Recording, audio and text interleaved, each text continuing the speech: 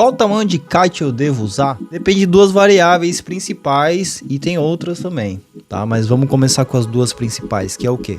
O vento e o peso. Então, primeira coisa, o vento, né? O vento, como é que ele é medido?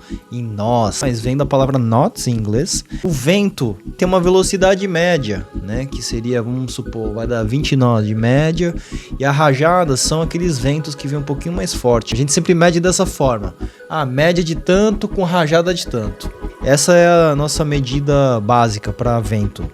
E o peso é o nosso peso, porque o mesmo vento vai carregar muito mais fácil uma pessoa bem mais leve do que uma pessoa pesada, não é verdade? Pegando aí essas duas variáveis, o vento e o peso, aí a gente consegue determinar o tamanho do kite, tá? Eu vou dar o exemplo do meu peso, que eu tenho 67 quilos, e aí a gente vai fazer agora, né? Qual o tamanho de kite que a gente vai usar para cada faixa de vento. Se você está num pico que o vento é de 15 a 17 nós, mais ou menos, que eu considero aí um vento fraco, né? 15 a 17 nós, eu usaria um kite 12 metros. Pode usar o menor? Pode, mas é bem provável que não esteja muito confortável. Então, entre 15 e 17 nós, eu usaria um 12 metros. Entre 18 e 20 nós, eu usaria um kite 9 metros ou 10 metros. Ele não tem tanta diferença entre um ou outro, mas os dois eu poderia usar nessa faixa. E quando o vento está acima de 21 nós, né, 21 nós para cima, eu diria que você pode usar um kite 7 ou 8 metros. No caso eu, né, com o meu peso, eu usaria uns 7, 8 metros. E aí eu vou trazer outras variáveis importantes também para você que tem essa dúvida.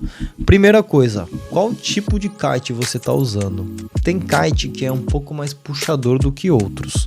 Tá? Tem kite que puxa menos, um kite geralmente para kite wave, né? Um kite que ele é mais rápido, só que ele tem menos puxada. Ou um kite, por exemplo, de 5 linhas, né? Ele funciona diferente, é um kite que foi feito para freestyle. Então, o tipo de kite vai influenciar também no tamanho. Mas assim, ele não influencia tanto quanto essa agora que eu vou falar, que é a prancha. A prancha, quando você usa uma prancha bidirecional, ele geralmente vai ter muito atrito com a água, né? E ele vai ter pouca flutuação, já que ele é um pedaço de madeira, né? Literalmente.